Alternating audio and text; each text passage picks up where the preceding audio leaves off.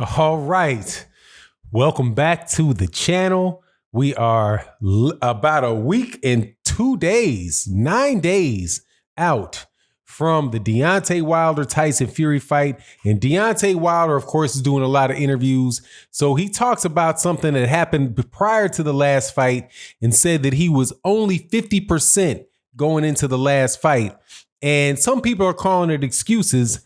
And I find it really interesting that when Deontay Wilder has an explanation, it's an excuse. But when Tyson Fury has an excuse, it is a sign of his incredible heart and determination to overcome challenges.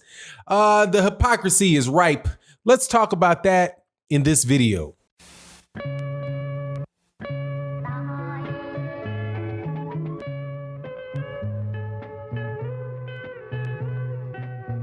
All right, welcome back to the channel. Welcome back. Man, we're getting close to this really big fight. This is when boxing is at its best. So before I get into this, I'm going to say thank you to Deontay Wilder and thank you to Tyson Fury for giving boxing fans what we like to see the most, which is real big boxing matches. Boxing matches that get a lot of people interested in it. Boxing matches that have a lot of intrigue around it. Where you can have fight parties where people are asking you where you're gonna be, or is it this week or is it next week? People know that in my regular life know that I'm really into boxing. So they'll walk up and say, hey, it's this Fury Wilder fight. Who you got in this Fury Wilder fight? Oh, this Fury Wilder fight or Wilder Fury fight is Wilder's fighting next week. Wilder's fighting next week. It has happened to me in the work gym that I'm working out in. It's happened to me at basketball games that my son is playing in. It's happening on the phone when people are calling me in the morning just to get my thoughts on who they think is going to win. Other people want to tell me, if Tyson Fury wins, hey, I'm going to talk. You're going to talk to me if Tyson Fury wins, all of that type of stuff, man. Right? Who do I have? So it's a really big fight. So before I get into this stuff, man, as we lead in, it's a lot of excitement for this fight. And so thank you to everybody, man. I really do appreciate Deontay Wilder for what he's done for boxing over the last couple of years, and Tyson Fury for the part that he's playing in it as well. So this is one of these things as years go by, maybe like a Jerry Cooney, Larry Holmes type of situation that you can probably have a lot of appreciation for both guys. But this definitely has, in my opinion, a Jerry Cooney, Larry Holmes type of feel to it. But in the lead up to this, to get to the point of the video, and I know y'all want me to get to the point of the video in 2 seconds, but that's just not how I work, man. You got to go the way your brain takes you. But on to the point of the video, the main point of the video, Deontay Wilder was warning Tyson Fury that he was only 50% of himself at 50% when he went into that fight. Now, the reasons that he listed that he was only 50% is he said, his coach talked about it. He talked about it and said that several weeks before the fight, Deontay Wilder broke his arm. I don't know if it was a major break, minor break, stress fracture. I don't know what it was exactly, but he said he broke his arm. And as a result, he really couldn't throw it during his training camp. So if he really couldn't throw that in the training, that's 2 months. That's 2 months where you can't throw your hand. You can't throw right hand in practice. So even because he said, look, if he's going to break, if he's going to re-injure it, he's going to re-injure it and making money. He's not going to re-injure it in the camp leading to it and can't have the fight. So that's what he did. And so he felt like as a result, his timing was off. There's obviously some other things that were wrong with Deontay Wilder going into that fight and that you could see for yourself. I saw it for myself. And that was, one was his weight. And the fact that he came in at like 209 pounds into the weigh-in. I think he might have put on 3 pounds the night before, during the night before the fight night and the day before the fight, and walked into the ring at 212 pounds. That's a full 10 pounds less than what Deontay Wilder walked into the ring with against Dominic Brazil, and 9 pounds 7 pounds less. Well, actually 10 pounds less than he weighed in. I don't know. I know he weighed in at 219 against Luis Ortiz for the second fight. I'm not sure what he walked into the ring with. So with the weight that he walked in the ring. But that, when you're talking about a guy that only weighs 219 pounds, 10%, 10% of 200 pounds of 220 pounds is, 20 pounds. So you're talking about 5 at 10, you're talking about 5% of the body weight.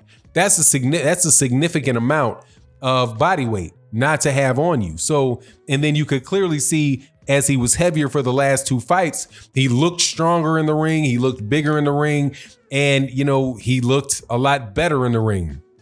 But, and then the other thing that I noticed was that in the first fight, he looked really nervous. He looked really anxious, and he explained that he really felt like he had rushed things because he wanted to give people a good show. So he was rushing things more than he usually rushed them. I also suspect that he had a lot of respect for Tyson Fury, because Tyson Fury is an excellent fighter. He's a big guy. He beat Klitschko. So, Tyson Fury is probably somebody he also had a good amount of respect for. And Tyson Fury's style, if your timing is off, right, which with the right hand, and your weight is a little bit off, that little bit of stuff can really throw somebody off. So anyway, those were the things that he talked about that weren't all together. But this time, and then I know, hey man, what people say about what's going on in sparring a lot of times, or going on in training camp, they'll say, "Oh, training camp is going excellent. Training camp is going excellent." So when you get out of training camp or the fight is over, then people will talk about the problems that took place in training camp. So as of right now, he's saying, "Hey, I'm firing on all cylinders," I think is what JD said. So that's kind of what he did. Now, there's people that reasonably say, it's excuses,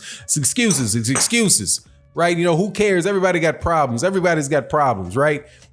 People go into camp all the time. How many times do people go into fights? 100%. And that's not often. Somebody always is having an injury, a knick-knack, something irritating them, because shoot, you're training, you go through a 12 week training camp, and you're fighting, doing that twice a year, and you're getting older years over years, year after year, the little aches and pains, the sprains and stuff, they happen. And part of being a champion is overcoming that. So I understand when people say that those are excuses. But here's my thing. If you're going to point out that those are excuses from Deontay Wilder and you don't care about him, you don't want to hear about him, then I don't want to hear the same thing for Tyson Fury either. Tyson Fury said, I had to lose all this weight. I was just off the couch. So I was rusty for the fight. I was nowhere near as I could be, nowhere near as good as I could have been if I had more fights, if I had been more active. Yeah, man, but you were also resting, right? You're also resting for 2 years, which means you weren't having any wear and tear on your body. You should have been fresher.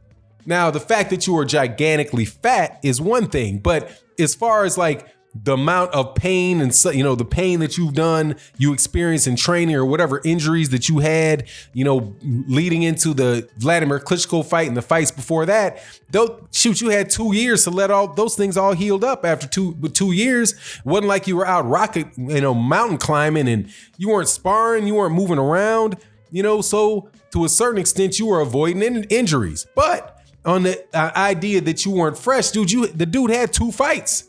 He had a training camp. He had 2 fights in 3 full training camps to fight Deontay Wilder. He looked sharper against Deontay Wilder than he looked in his subsequent fights against what's his face? Tom Schwartz and Otto Wallin. I think that's how you name. How you say his name. I don't want to insult him by saying his name wrong. But he looked sharper with Deontay Wilder than that. If you can box and do all that shit to Deontay Wilder, what kept you from doing it? What kept you from doing it to Otto Wallin? Oh, you weren't fresh. You have the accumulation of 5 fights inside of, 5 fights inside of a year and a half. You might be a little bit tired, right? So that's an excuse. In any way it goes, that's an excuse. Oh, I'm suffering from mental illness and depression. Hey, that's an excuse too. Okay, how many people have the excuse of being depressed? I got up this morning feeling bad. You know what I mean? Who doesn't get up? Who doesn't ever have stresses in their life that they need to deal with and take care of? Everybody has that. Deontay Wilder has it. But the biggest excuse for me that this guy gets, though, is the fact that he got his ass dropped. Like, oh, it changes from, this is one of the only dudes that I've heard that can get dropped and have the fact that he got dropped like a sack of potatoes count to his benefit and to the detriment of Deontay Wilder. You actually have Anthony Joshua saying, yeah, he hit him, but he can't keep him down. Man, they all get up. You should hope they all get up at some point in time. But no, dude, the fact that Tyson Fury got dropped in the 12th round should be used to critique Tyson Fury, not to compliment him. And the fact that he got up, that just means, hey, it was towards the end of the round. If there was a couple more, if that had happened like that, maybe a round or two before, Deontay Wilder would have had a time to hit his ass with another one. And then, but Deontay Wilder can drop this dude with a flush shot. A flush shot will put him down, but somehow that you give an excuse to Tyson Fury, right? Oh, but don't look at, it's really not, if it's not an excuse, you turn a negative into a positive. But anyway, it is what it is. It's going to be a great fight. Looking forward to it, man. It's a great event for boxing, no matter what happens. Tyson Fury is a very, very good fighter. Deontay Wilder is a very, very good fighter, and both these guys deserve credit for doing what they're doing. You let me know what you think in the comment section. Thank you to everybody that supports in the super chat and the Venmo and during the live streams. Thank you so much to everybody that is a member and joined as a member of the channel, and everybody that supports over there on Patreon. The videos we do on Patreon, we got another one coming up real quick. Peace, and I'm out.